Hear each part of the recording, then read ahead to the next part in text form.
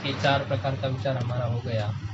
उसमें यथार्थ अनुभव, ये चार प्रकार में जो प्रत्यक्ष प्रमा है पहले, तो प्रत्यक्ष प्रमा, ये चार प्रकार के प्रमा के करण भी चार प्रकार के हैं।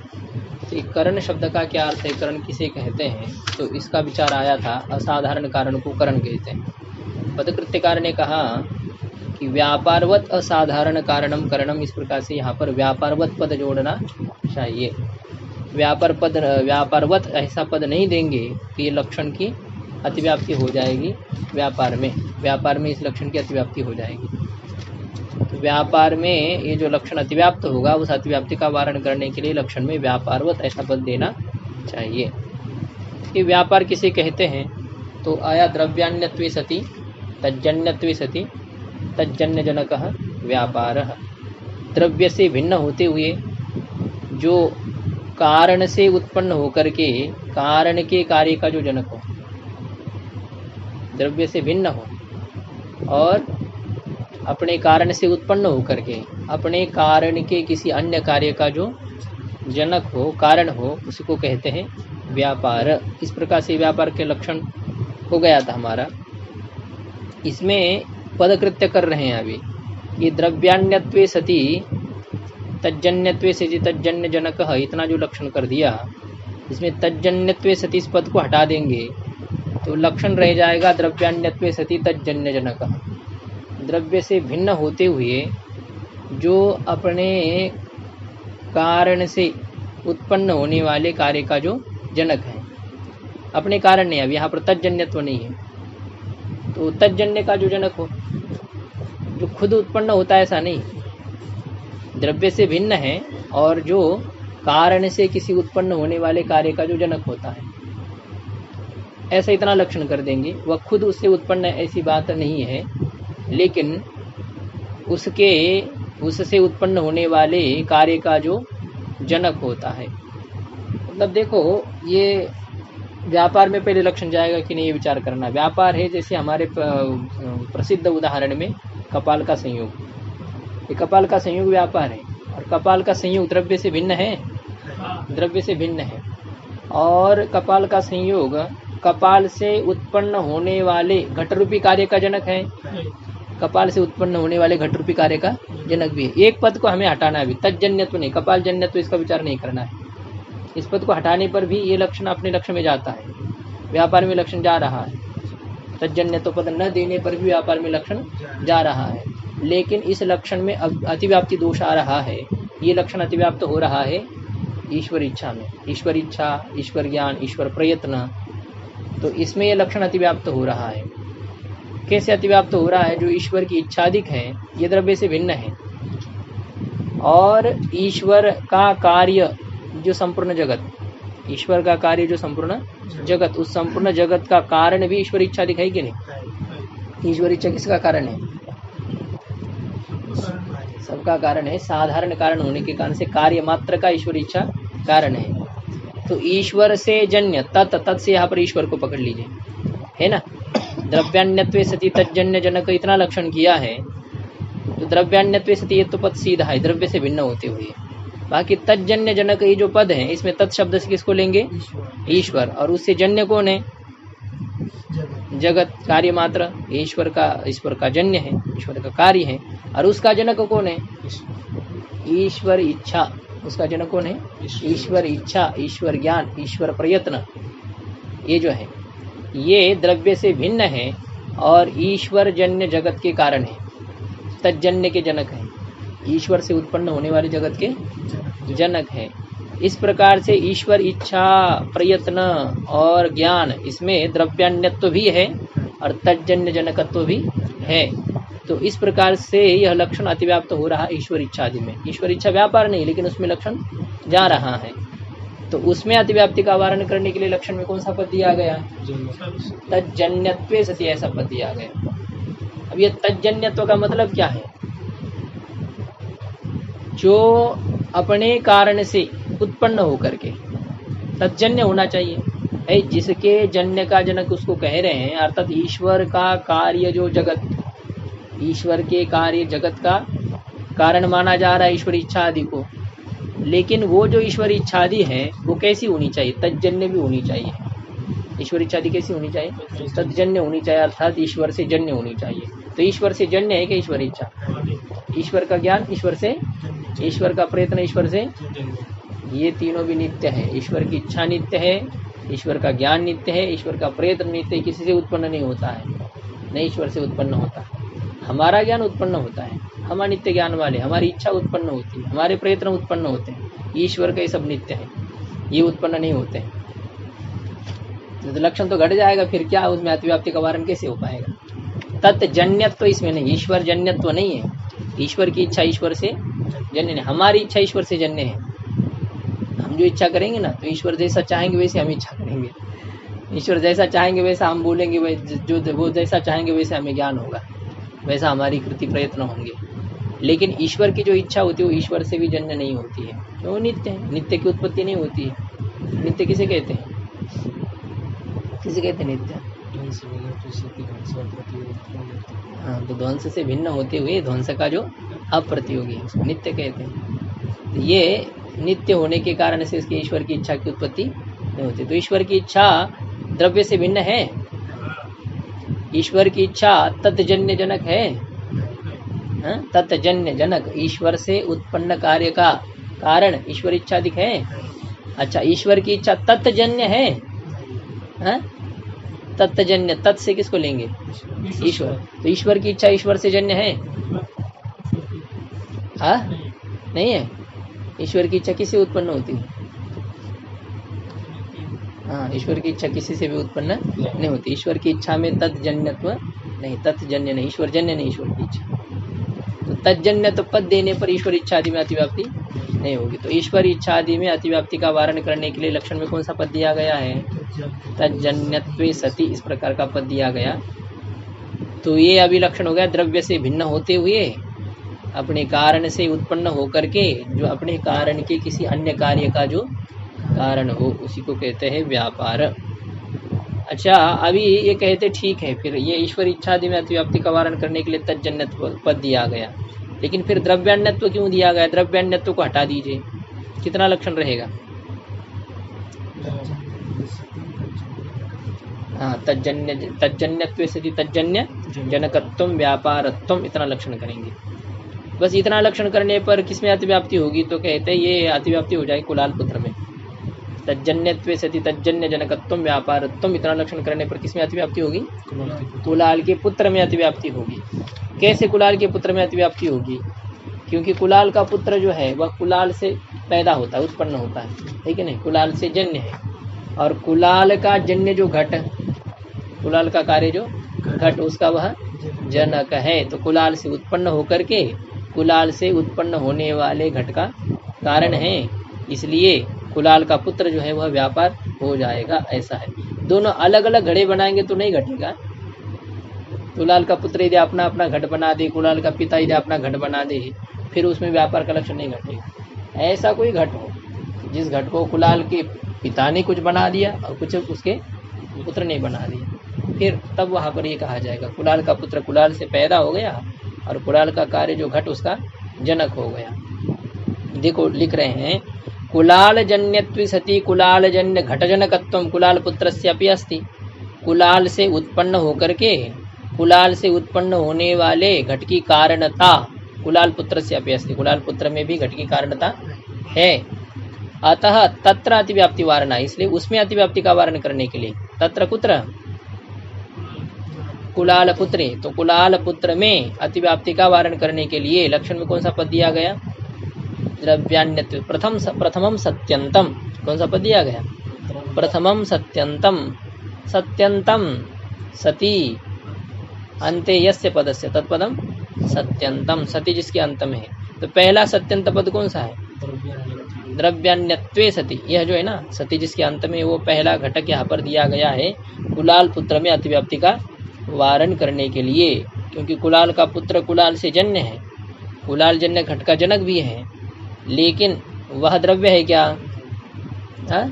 कुलाल का पुत्र द्रव्य है क्या? द्रव्य वो कैसा? हमें चाहिए व्यापार कैसा होना चाहिए? द्रव्य से भिन्न होना चाहिए, और वो द्रव्य है। तो द्रव्यान्यत्व यह पद देने पर, द्रव्यान्यत्वे सति ऐसा पद देने पर अभी कुलाल पुत्र में अतिव्याप्ति नहीं होगी, क्योंकि कुलाल का पुत्र द्रव्य से भिन्न,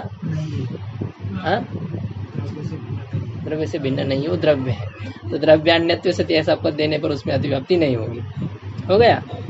अच्छा, फिर आप तीसरे पद को हटा करके देखिए, तज्जन्य जनक, इस पद को हटा दीजिए तो लक्षण कितना रह जाएगा? तज्जन्य, तो बस इतना लक्षण होगा, द्रव्य से भिन्न होते हुए जो कारण से उत्पन्न होता है, बस इतना लक्षण हो जाएगा ना।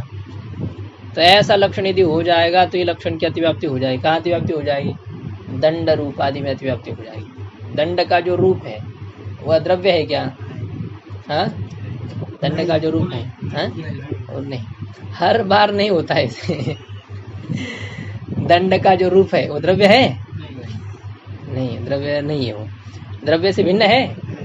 तो द्रव्य से भिन्न है और तज्जन्य है, दंड से जन्य है क्या? दंड का रूप, दंड का रूप दंड से जन्य होता है, क्योंकि दंड के रूप का समवायी कारण कौन है? दंड है। तो दंड का रूप दंड से जन्य है और दंड का रूप द्रव्य से भिन्न है। तो दंड के रूप में द्रव्यान्यत्व भी है और तज्जन्यत्व भी है।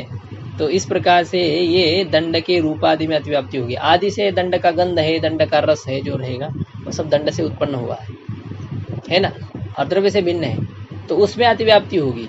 तो उसमें अतिव्याप्ति का वारण करने के लिए लक्षण में कौन सा पद देना पड़ेगा?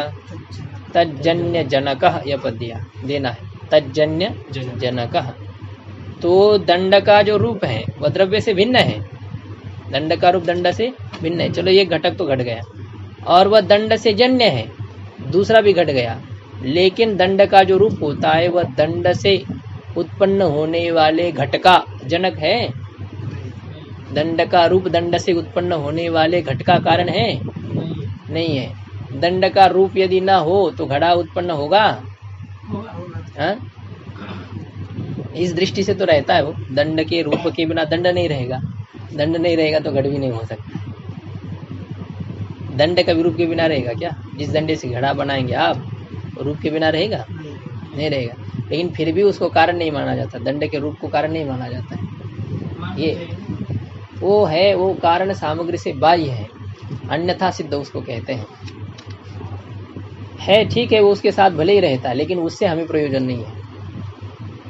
हमें गधी से प्रयोजन है, गधी के बच्चे से प्रयोजन नहीं, वो पीछे पीछे घूमने वाला है, उसे मिट्टी ढोनी है। अब वो तो उसके साथ रहेगा, घूमता रहेगा, लेकिन वो कितनी मिट्टी ढोएगा? वो कुछ नहीं, वो पीछे पीछे चलता रहेगा। इसी प्रकार का दंड का जो रूप होता है, दंडक होता है, वो किसी काम का नहीं है, उसके साथ रहे भले ही, उसके बिना दंड नहीं रह सकता है, लेकिन वो काम नहीं होता है, वो कारण कोटि में उसको नहीं आता, उसको अन्यथा सिद्ध कहते हैं। कारण सामग्री से बाहर है, वो बाह्य है। दंड का रूप, गुलाल का पिता आदि जो आते हैं ना, कारण सामग्री से, कारण का वह कारण में रहने वाला है। अब उसमें अन्यथा सिद्ध के 2-4 लक्षण है, उसमें यहाँ आ जाता है इसका विचार। 5 प्रकार का अन्यथा सिद्ध होता है, 4-5 प्रकार का। अभी यहाँ पर तो है, इसमें पदकृत्य में तो ज़्यादा नहीं विचार है, इसमें किया है इन्होंने, दीपिकाकार ने विचार किया है। तो देखो, ये हो रहा है तज्जन्य जनकः, कि दंड का जो रूप है वह दंड से उत्पन्न होने वाले घट का कारण है कि नहीं? दंड का रूप दंड से उत्पन्न होने वाले घट का कारण है? नहीं है। तो तज्जन्य जनक है दंड का रूप? तज्जन्य जनक नहीं है। तत् से किसको लेंगे? दंड। जन्य कौन है? तज्जन्य घट। तज्जन्य जनक है दंड का रूप। तत्जन्य जो घट, उस घट का कारण है दंड का रूप। दंड का रूप घट का कारण नहीं है, अर्थात दंड का रूप जो है वह तज्जन्य जनक नहीं है। तो दंड का रूप दंड द्रव्य से भिन्न है। दंड का रूप दंड से उत्पन्न भी होता है, लेकिन दंड का रूप दंड से उत्पन्न होने वाले कार्य का जनक नहीं है, इसलिए उसमें अतिव्याप्ति नहीं होती है। इस प्रकार से ये हो गया अभी असाधारण कारण का विचार। अभी करण का विचार, करण का। अब जो है असाधारण कारण को करण कहा, लेकिन कारण किसे कहते हैं? करण का घटक कौन है? कारण। तो कारण किसे कहते हैं, उस कारण को अभी समझा रहे हैं। कार्य नियत पूर्ववृत्ति कारणम, कार्य की अपेक्षा से जो निश्चित पूर्व क्षण में विद्यमान हो, कार्य के अपेक्षा से निश्चित पूर्व क्षण में विद्यमानता है जिसकी, उसको कहते कार्य नियत पूर्ववृत्ति। जिसके होने पर कार्य होता है और जिसके न होने पर कार्य नहीं होता है उसको कहते कारण। ये पदकृत्य में इसका स्पष्टीकरण बढ़िया कर दिया है अभी। कार्यात नियत अवश्यम भाविनी पूर्ववृत्ति पूर्वक्षण वृत्तिर यस्य तत् तथा इत्यर्थः।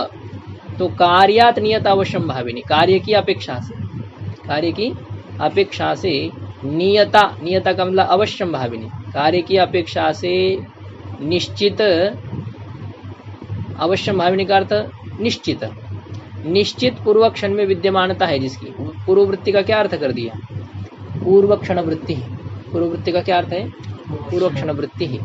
तो कार्य की अपेक्षा से निश्चित पूर्व क्षण में वृत्ति नाम विद्यमानता है जिसकी, कार्य की अपेक्षा से निश्चित पूर्व क्षण में विद्यमानता है जिसकी, ऐसा जो है तो उसको कहते हैं कारण। अब ये सब पद का प्रयोजन बताएंगे, इतना ही पर्याप्त था, नियत पद देने की क्या जरूरत है, ऐसा कह देते हैं। कार्य की अपेक्षा से पूर्व क्षण में विद्यमानता है जिसकी, तो ये लक्षण कारण का लक्षण करने पर भी ठीक था। निश्चित पद देने की क्या जरूरत है वो बताएंगे। देखो कह रहे पहले नियत पद का ही प्रयोजन बता रहे, नियत पद को हटा दीजिए तो लक्षण कैसा रह जाएगा?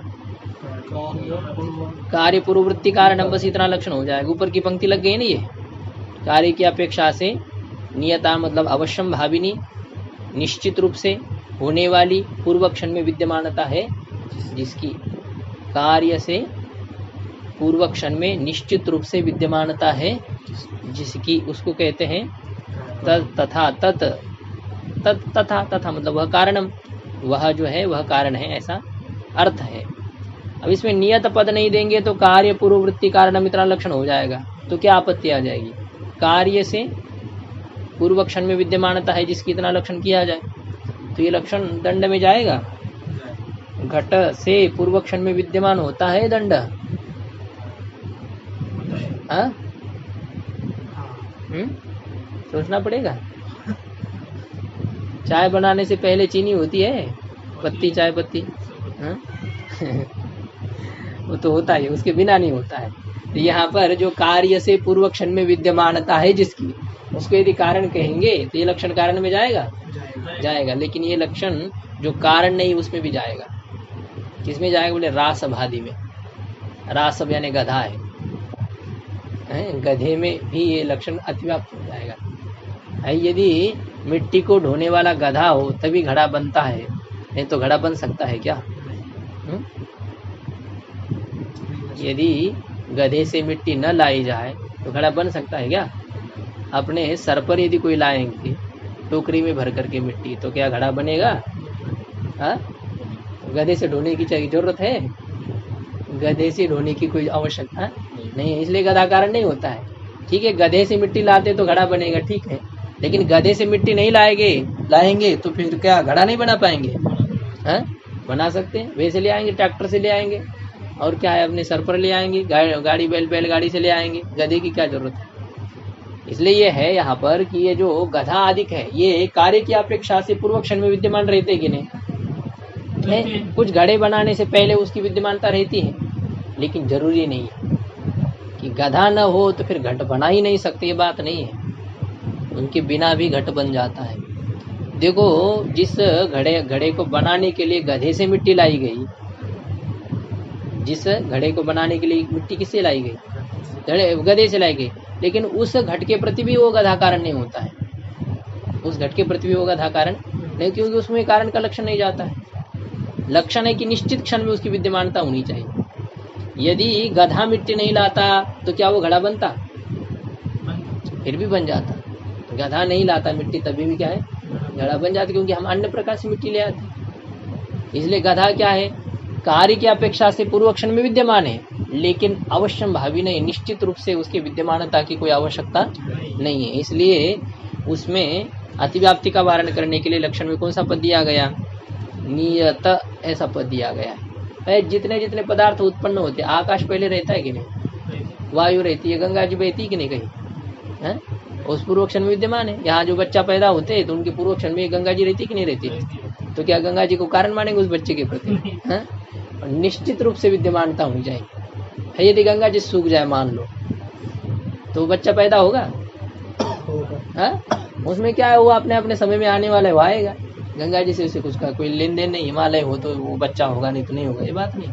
पूर्व क्षण में विद्यमान होने पर भी वह अवश्यंभावी नहीं, उसकी निश्चित रूप से रहने की कोई जरूरी नहीं है। तो ये नियत पद देने पर अभी अनियत रासभादि में अतिव्याप्ति का वारण हो जाता है। तो अनियत रासभादि वारणाय नियत, अनियत अनिश्चित रासभादि जो है उनमें अतिव्याप्ति का वारण करने के लिए लक्षण में नियत पद दिया है।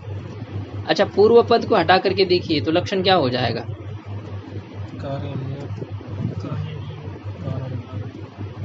पूर्व जब हटाएंगे ना तो वृत्ति भी नहीं रहेगा, पूर्व वृत्ति नहीं। हाँ, या तो ठीक है, कार्य नियत वृत्ति कारणम, पूर्व वृत्ति नहीं, कार्य के प्रति जो नियत रहेगा, कार्य के उत्पत्ति के बाद में जो जरूर रहेगा, कार्य के क्षण में जिसकी विद्यमानता रहेगी। कुल मिलाकर के ऐसे अर्थ आ जाए, कार्य के क्षण में जिसकी विद्यमानता हो, कार्य के रहने पर जिसकी निश्चित विद्यमानता हो, उसको क्या कहेंगे? कारण कहेंगे। पूर्व क्षण में विद्यमानता की आवश्यकता नहीं, जब कार्य आपको दिखाई दे रहा है उसी समय जिसकी निश्चित विद्यमानता हो, उसको यदि कारण कहेंगे तो ये लक्षण कहाँ अतिव्याप्त हो जाएगा? ये लक्षण कार्य में अतिव्याप्त हो जाएगा। भाई ये पुस्तक है, ये जो कार्य है कि नहीं है, और जब आप इसको देख रहे हैं तो इसकी क्या निश्चित विद्यमानता है या नहीं है? जब देख रहे हैं तब इसकी क्या है? निश्चित विद्यमानता है, पूर्व क्षण में नहीं। हाँ, इसकी उत्पत्ति से पहले इसकी विद्यमानता नहीं थी, लेकिन इसके कार्यकाल में जब ये है, पुस्तक है, ऐसा हम व्यवहार कर रहे हैं, तो क्या इस व्यवहार के समय में इसकी निश्चित विद्यमानता है? तो कार्य नियत वृत्ति, कार्य के समय में जिसकी निश्चित विद्यमानता हो, कार्य के काल में जिसकी निश्चित विद्यमानता हो, उसको यदि कारण कहेंगे तो ये लक्षण कहाँ चला जाएगा? कार्य में चला जाएगा। कारण में जाएगा नहीं जाएगा? कारण में भी जाएगा, क्योंकि कार्य के समय में निश्चित विद्यमानता इसके कारण की है या नहीं है? इसका जो पन्ने है ना, ये पृष्ठ है, इसके कारण है। जब ये कार्य रहता तो ये पृष्ठ रहेंगे? जरूर रहेंगे। तो कार्य के क्षण में देखो, घट जब रहता, घट के पहले मिट्टी रहती है क्या? और घट के काल में तभी रहती है, और घट फूटने पर फिर भी मिट्टी रहती है। तो कार्य के समय में जिसकी निश्चित विद्यमानता हो, कार्य के समय में जिसकी निश्चित विद्यमानता हो, उसको यदि कारण कहेंगे तो लक्षण का अतिव्याप्त हो रहा है, कार्य में अतिव्याप्त हो रहा है। तो कार्य में अतिव्याप्ति का वारण करने के लिए कौन सा पद दिया है यहाँ पर?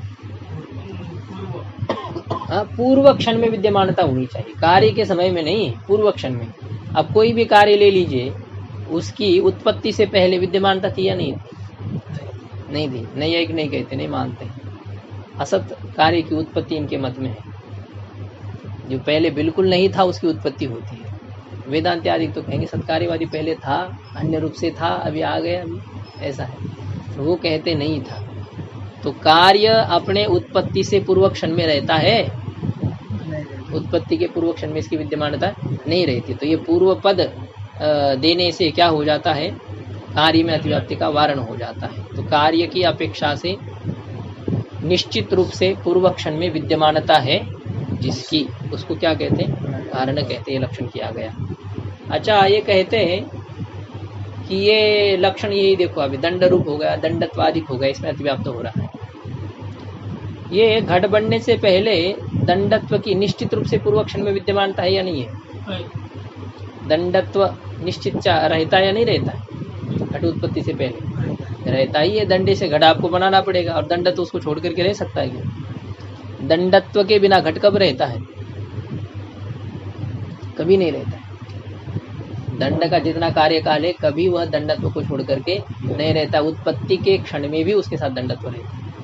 हाँ, उसके गुण है, रूपाधिक है, क्रिया उसकी जो होती है वो दूसरे क्षण में उत्पन्न होती है। पहले क्षण में वो निर्गुण रहता है। नैयायिक के अनुसार निर्गुण द्रव्य उत्पन्न होता है, ऐसा वो कहते हैं। निष्क्रिय निर्गुण द्रव्य की उत्पत्ति होती है, दूसरे क्षण में उसमें क्रिया और गुण आ जाएंगे, लेकिन जाति उसके साथ रहती है। जब वो प्रकट होता है तभी उसी समय जाति उसमें अभिव्यक्त हो जाती है।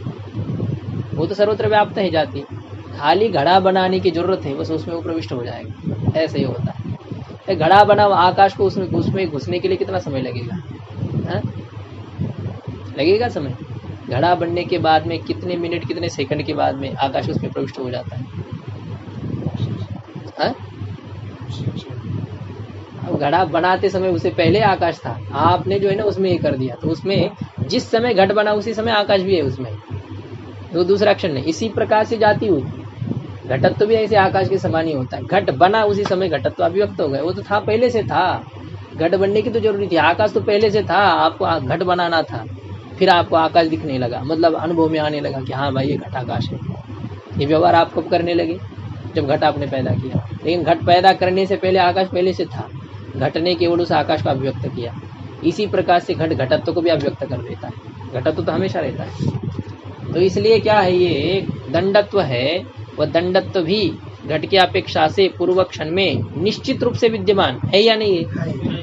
दंडत्व, दंड का रूप, हाँ दंड का रूप भी, दंड में जो जो रहेंगे वो निश्चित रूप से पूर्व क्षण में विद्यमान रहते ही है। तो उसमें अतिव्याप्ति हो जाएगी इस लक्षण की, हो गया नहीं होगी? तो उसमें अतिव्याप्ति का वारण करने के लिए यहाँ लक्षण में कौन सा पद देना पड़ेगा? कहते यहाँ पर यह पद देना पड़ेगा, अनन्यथा सिद्धत्वे सति। क्या पद देना पड़ेगा? अनन्यथा सिद्धत्वे सति का अर्थात जो अन्यथा सिद्ध नहीं होते हुए, अन्यथा सिद्ध नहीं होते हुए। अन्यथा सिद्ध किसे कहते हैं अभी बताएंगे कि निश्चित पूर्व क्षण में विद्यमान दंडादि से ही कार्य की उत्पत्ति होने पर जो उनके साथ रहता है, किसी कारण से कार्य उत्पन्न हो रहा है, किसी कारण से कार्य उत्पन्न हो रहा है तो भी उस कारण के साथ जो रहता है, निश्चित रूप से जो उस कारण के साथ रहता है।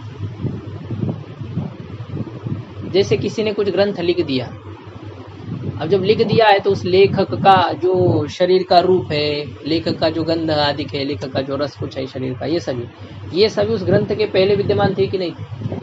निश्चित रूप से वो विद्यमान थे, लेकिन उसको उस ग्रंथ के प्रति कारण माना जाएगा?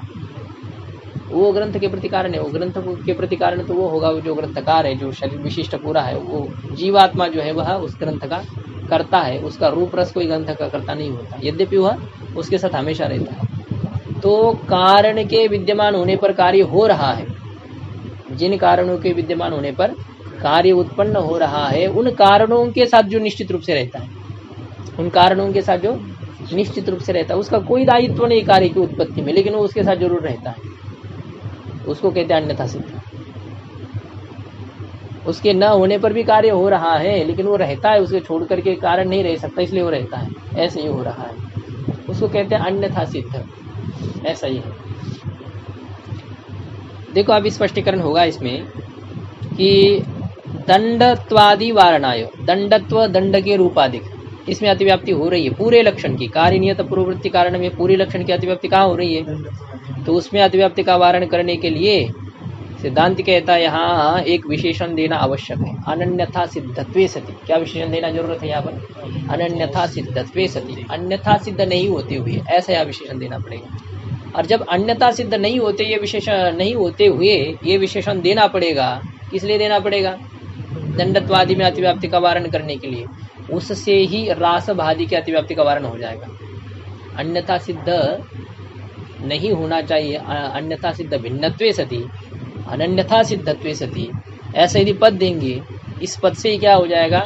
गर्धवादि में अतिव्याप्ति का वारण हो जाएगा, क्योंकि गर्धवादि अन्यथा सिद्ध है और हमें अन्यथा सिद्ध नहीं चाहिए। अन्यथा सिद्ध भिन्नत्वे सति अर्थात अनन्यथा सिद्धत्वे सति ये पद हम देंगे। फिर अभी ये रासवादि में अतिव्याप्ति, तो फिर रासवादि में अतिव्याप्ति का वारण करने के लिए जो पद दिया गया था नियत पद, वो व्यर्थ है, नियत पद की कोई जरूरत नहीं है, ऐसे ये कह रहे हैं इसमें कि अनन्यथा सिद्धत्व विशेषण से आवश्यकत्वेन, दंडत्वादि में अतिव्याप्ति का वारण करने के लिए अनन्यथा सिद्धत्व इस विशेषण की आवश्यकता होने के कारण से, अतिव्याप्ति का वारण करने के लिए इस विशेषण की आवश्यकता है। और ततः एव रासभादि वारण संभव है, और उससे ही रासभादि के वारण अतिव्याप्ति की वारण की संभावना होने पर, संभव होने पर नियत पदम अनर्थकम एव, नियत पद जो है वह अनर्थक ही है, उसकी कोई जरूरत नहीं है। तो अब ये इस प्रकार से नियत पद को हटा देंगे और अनन्यथा सिद्ध यह पद जोड़ देंगे, तो लक्षण का क्या आकार होगा? लक्षण का स्वरूप क्या होगा? तो लक्षण का स्वरूप बता रहे हैं, एवं च अनन्यथा सिद्ध कार्य पूर्ववृत्ति कारणम इति फलितम। इस प्रकार से क्या सिद्ध हो गया? अनन्यथा सिद्ध कार्य पूर्ववृत्ति कारणम, मतलब अनन्यथा सिद्धत्वे सति कार्य पूर्ववृत्तित्वम कारणत्वम, ये लक्षण हो जाएगा। किस पद को हटाया अभी लक्षण से? नियत पद को हटाया, तो ये लक्षण हो गया अभी। इति फलितम, इस प्रकार से निष्पन्न हो गया। ऐसा है, इसमें निकल गया लक्षण। अभी ये किसी में अतिव्याप्त नहीं होगा, न अव्याप्त होगा, ये लक्षण निर्दुष्ट हो गया। अनन्यथा सिद्धत्वे सति कार्य पूर्ववृत्ति कारणम, इस प्रकार के लक्षण है। अब इसमें अनन्यथा सिद्ध, ये तो पद को समझाना पड़ेगा ना, अनन्यथा सिद्ध क्या चीज है, इसको समझा रहे। अनन्यथा सिद्धत्वम, अनन्यथा सिद्धत्वम क्या चीज है? बोले अन्यथा सिद्धि शून्यत्वम, न अन्यथा सिद्ध इति अनन्यथा सिद्ध, तस्य भाव अनन्यथा सिद्धत्वम। तो अनन्यथा सिद्धत्वम क्या चीज है? अन्यथा सिद्धि शून्यत्वम। अनन्यथा सिद्धत्व क्या है? अन्यथा सिद्धि शून्यत्वम, अन्यथा सिद्धि से रहित होना। तो अन्यथा सिद्धि से रहित होना, तो अन्यथा सिद्ध क्या है? अन्यथा सिद्ध जो नहीं है उसको अनन्यथा सिद्ध कह रहे हैं, लेकिन फिर अन्यथा सिद्ध कौन है? अभाव के ज्ञान के लिए प्रतियोगी का ज्ञान जरूरी है ना, प्रतियोगी का ज्ञान होना चाहिए। किसी वस्तु का नाम लेकर के भी आप नहीं है ऐसा कहेंगे, लेकिन जब तक उस वस्तु के शक्ति आपको पता नहीं है तब फिर उसके अभाव का भी ज्ञान नहीं होगा। ऐसे जिसको आपने कभी देखा नहीं और वो कह रहे यहाँ आए नहीं,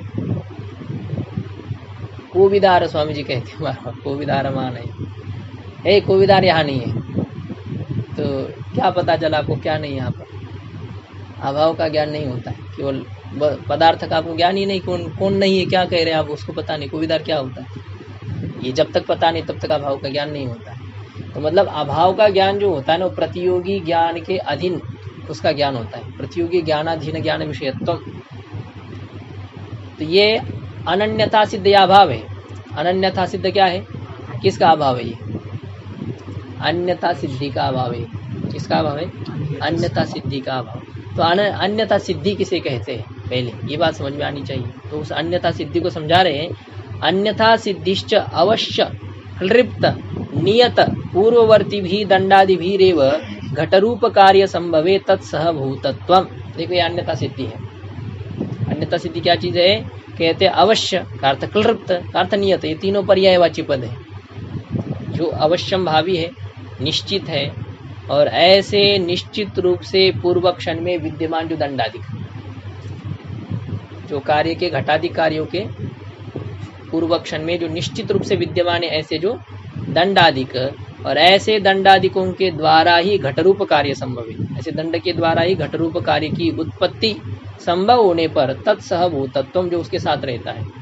दंडादि से कार्य हो रहा है, लेकिन दंडादि के साथ जो निश्चित रूप से रहता है उसी को कहते हैं अन्यथा सिद्ध। अन्यथा सिद्धि है, उसको क्या कहेंगे? अन्यथा सिद्ध। तत्सहभूतत्व मतलब उसके साथ रहना, ये अन्यथा सिद्धि। जो रहने वाला है उसको अन्यथा सिद्ध कहेंगे। दंडादि के द्वारा घटरूपी कार्य के उत्पत्ति जब संभव है, उस समय जो दंडादि के साथ रहता है उसको क्या कहेंगे? उसके साथ रहने वाले को अन्यथा सिद्ध कहेंगे, और उसका वह रहना, इसको क्या कहेंगे? अन्यथा सिद्धि। भाव तीन प्रत्यय ये है इसमें सिद्धि में। तो रहना, दंडादि से निश्चित कार्य की अपेक्षा से पूर्व क्षण में निश्चित रूप से विद्यमान जो दंडादिक, और उन दंडादिकों से ही घटरूपी कार्य की संभव होने पर, उत्पत्ति होने पर, जो उस दंडादि के साथ निश्चित रूप से रहता है वो अन्यथा सिद्ध। और उसका जो रहना है, उस दंडादि के साथ रहना, उसको क्या कहेंगे? अन्यथा सिद्धि। उसको अन्यथा सिद्धि कहेंगे। तत्सहभूतत्व अन्यथा सिद्धि है, उसके साथ रहना क्या है? अन्यथा सिद्धि है। और वो अन्यथा सिद्धि अस्यासिति अन्यथा सिद्ध, अन्यथा सिद्धि वाला जो होता है वो उसको अन्यथा सिद्ध कहेंगे। अन्यथा सिद्धि एक धर्म है। अन्यथा सिद्धि क्या है? धर्म। क्या धर्म है वह? उसका स्वरूप क्या है उस धर्म का? नियत पूर्ववर्ती भी दंडादि भी रेव घटरूप कार्य संभवे तत्सहभूतत्व। ये अन्यथा सिद्धि कि निश्चित क्षण में निश्चित कार्य की अपेक्षा से निश्चित पूर्व क्षण में विद्यमान दंडादि से ही घटरूप कार्य की उत्पत्ति होने पर, जो उन दंडादि के साथ, उस दंडादि के साथ जो रहना है, उस दंडादि के साथ जो रहना है, किनका? दंड रूपादि का जो रहना है, वो रहने को ही कहते अन्यथा सिद्धि। और जो रहते हैं वो अन्यथा सिद्ध है। दंडादि के साथ कौन रहते हैं? निश्चित रूप से दंड का रूप, दंडत्व, ये जो उसके साथ रहने वाले, स्पर्श है दंड का, तो ये होते अन्यथा सिद्ध, इनको कहेंगे अन्यथा सिद्ध, और उनका वह रहना है अन्यथा सिद्धि। तच्च दंडत्वाद वर्तते, वह सहभूतत्व कहाँ रहता है, वह अन्यथा सिद्धि कहाँ रहती है, दंडत्वादि में रहते हैं। अन्यथा सिद्धि सहभूतत्व है, अन्यथा सिद्धि क्या है, सहभूतत्व, मतलब वो दंडादि के साथ उनका रहना है। और तच्च दंडत्वाद वर्तते, वह दंडत्वादि में है, अतः दंडत्वादिकम अन्यथा सिद्धम, इसलिए दंडत्वादि क्या है, अन्यथा सिद्ध है। इस प्रकार से ये अन्यथा सिद्ध है दंडत्वादि, और अन्यथा सिद्धि से भिन्न होते हुए, अन्यथा सिद्ध से भिन्न जो है उसको कहेंगे अनन्यथा सिद्ध, और अनन्यथा सिद्ध कार्य पूर्ववृत्तित्व कारणत्व, इस प्रकार से ये लक्षण यहाँ पर हो जाएगा। जो अन्यथा सिद्ध न हो और कार्य की अपेक्षा से पूर्वक्षण में विद्यमान हो, उसी को कहते कारण। अभी नियत पद देने की आवश्यकता नहीं रही, अन्यथा सिद्ध से भिन्न कहने से ही नियत पद का काम हो गया। अब इसमें ये पद आया था कारण के लक्षण में, कार्य की अपेक्षा से निश्चित पूर्वक्षण में विद्यमानता है जिसकी उसको कहते कारण। इसमें व्यर्थ ही हो गया।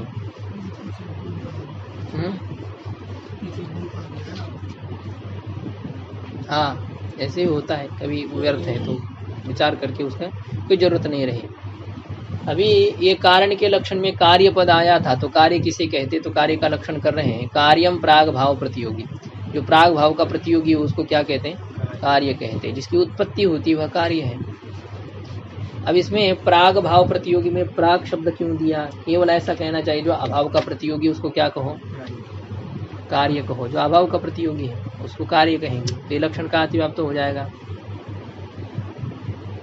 कहते हैं कालादि में अतिव्याप्त हो जाएगा। जो अभाव का प्रतियोगी उसको यदि कार्य कहेंगे तो लक्षण का अतिव्याप्त हो जाएगा, कालादि में अतिव्याप्त हो जाएगा। कालादि का अभाव होता है नहीं होता है, हाँ, कालादि नित्य, काल का अभाव होता है क्या,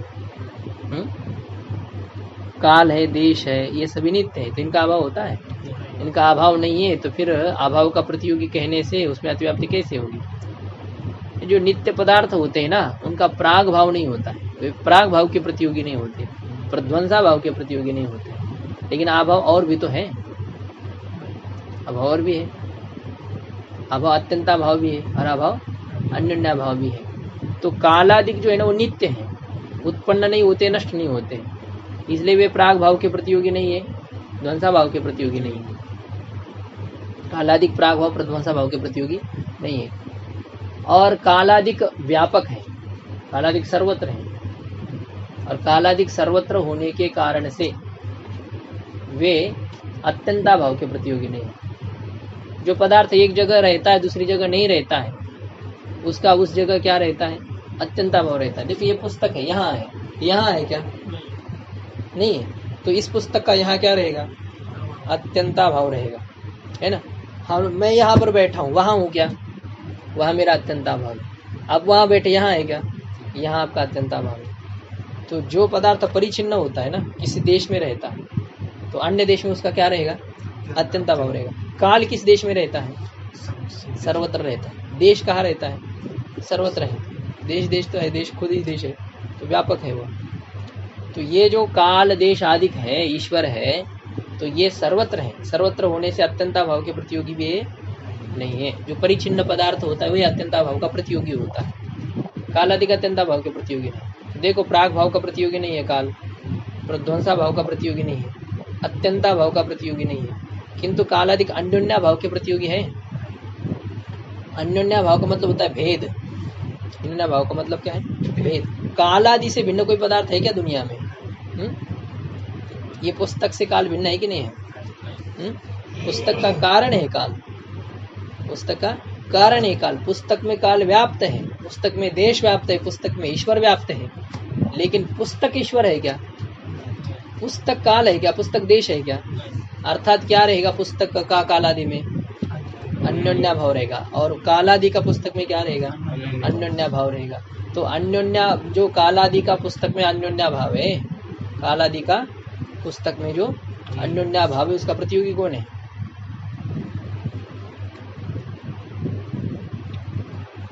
काल का पुस्तक में अन्योन्या भाव। किसका अन्योन्या भाव है, काल का। तो उस अन्योन्या भाव का प्रतियोगी कौन है, हा? नहीं समझे अभी तक, भूतल में घट का अभाव है, भूतल में घट का अत्यंताभाव है। किसका अत्यंताभाव है? घट का अत्यंताभाव है। तो इस अत्यंताभाव का प्रतियोगी कौन है? हाँ, कौन इस अत्यंताभाव का प्रतियोगी? जिसका अभाव वह उस अभाव का प्रतियोगी, यस्य अभाव स प्रतियोगी।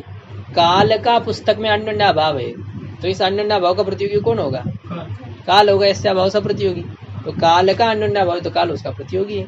पुस्तक में अन्योन्य अभाव तो पुस्तक उसका अनुयोगी है कि नहीं? तो काल का जो अन्योन्य अभाव पुस्तक में, उस अन्योन्य अभाव का प्रतियोगी कौन है? तो केवल अभाव का जो प्रतियोगी, उसको यदि कार्य कहेंगे तो ये लक्षण का अतिव्याप्त होगा, काल आदि में अतिव्याप्त होगा। तो उसमें अतिव्याप्ति का वारण करने के लिए कौन सा पद दिया गया लक्षण में? प्राग पद दिया गया। मतलब जो कार्य नहीं, जो उत्पन्न नहीं होते, उन पदार्थों में अतिव्याप्ति हो रही थी। काल आदि उत्पन्न नहीं होते, काल है, देश है, ईश्वर है, ये उत्पन्न ईश्वर की ज्ञान इच्छा आदि जो थे वे सभी अभाव के प्रतियोगी तो थे, लेकिन प्राग भाव के प्रतियोगी नहीं है। तो ये प्राग पद देने से अभी काल आदि में अतिव्याप्ति नहीं होगी। अच्छा, अब ये देखो, केवल इतना ही लक्षण करो, कार्यम प्राग भाव। क्या लक्षण करेंगे? कार्यम प्राग भाव। जो प्राग भाव है वही क्या है? कार्य है। तो जो प्राग भाव है वही कार्य, ऐसा यदि कहेंगे तो ये लक्षण किस कार्य में जाएगा? प्राग भाव को कार्य समझ लो। कार्य का क्या लक्षण करेंगे? जो प्राग भाव है वही कार्य, ऐसा करेंगे तो किसी कार्य में लक्षण जाएगा? कहाँ जाएगा? किस कार्य में जाएगा? सब कार्य में जाएगा। सब कार्य प्राग भाव है। ये जो पुस्तक है कार्य है कि नहीं? ये प्राग भाव है। हाँ, प्राग भाव अभाव पदार्थ होता है, ये तो भाव रूप पदार्थ है। हाँ, वो लक्ष्य मात्र में नहीं जाएगा। प्राग भाव को यदि कार्य कहेंगे तो किसी में भी लक्षण नहीं जाएगा, क्योंकि प्राग भाव खुद कार्य है क्या? वो भी कार्य नहीं है, प्राग भाव कार्य नहीं है। तो ये जो प्राग भाव, उसी को ही यदि कार्य कहेंगे तो ये लक्षण में कौन सा दोष आएगा? असंभव दोष आ जाएगा। उस असंभव दोष का वारण करने के लिए लक्षण में प्रतियोगी ऐसा पद दिया गया है। प्राग भाव का जो प्रतियोगी है उसको कार्य कहते हैं। ये लक्षण हो गया। अभी कारण में जो 3 प्रकार की है, कारणम त्रिविधम, समवायी, असमवायी और निमित्त भेद से कारण में 3 प्रकार है। पहला कारण है समवायी कारण। यत् संवेतम कार्य उत्पद्यते तत् समवायी कारणम, जिसमें समवाय संबंध से संबद्ध होकर के कार्य उत्पन्न होता है उसको समवायी कारण कहते हैं। जैसे पट का तंतु, यथा तंतवः पटस्य, पट का समवायी कारण है तंतु, और पटश्च स्वगत रूपादे है। और पट किसका समवायी कारण है? अपने में स्थित जो रूपाधिक है, उस अपने में स्थित रूपादि का वह समवायी कारण है पट। पदकृत्य में यस्मिन समवाय संबंधेन वर्तमानम तत्, जिसमें समवाय संबंध से विद्यमान ऐसे कार्य की उत्पत्ति होती है। जिसमें समवाय संबंध से विद्यमान, समवाय संबंध से विद्यमान होकर के कार्य उत्पन्न होता है, उसको, उस कारण को क्या कहते हैं? समवायी कारण कहते हैं। तो ये समवेतम ऐसा पद क्यों दिया गया? जिसमें कार्य उत्पन्न होता है, बस इतना ही देना चाहिए था। जिसमें कार्य उत्पन्न होता है। यत कार्य उत्पद्यते, यत यहाँ सप्तमी करण, यस्मिन कार्य उत्पद्यते, जिसमें कार्य उत्पन्न होता है उसको क्या कहेंगे? समवायी कारण कहेंगे। तो ये लक्षण समवायी कारण में जाएगा। कपाल आदि में, घट कपाल आदि में उत्पन्न होता है क्या? घट कपाल में उत्पन्न होता है, होता है। और पट तंतु में उत्पन्न होता है, होता है। तो जिसमें कार्य उत्पन्न होता है उसको समवायी कारण कहने पर ये लक्षण में जाता है कि नहीं? जाता है। फिर ये समवेतम पद देने की क्या आवश्यकता है? ये कहते समवेतम यदि पद नहीं देंगे तो लक्षण कहाँ अतिव्याप्त हो जाएगा?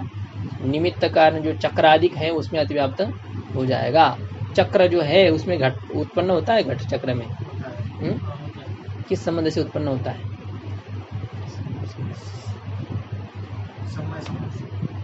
समवाय संबंध से उत्पन्न होता है। तो वो समवाय कारण है। समवाय संबंध से उत्पन्न होगा तो लक्ष्य बन जाएगा, समवाय कारण का लक्ष्य होगा।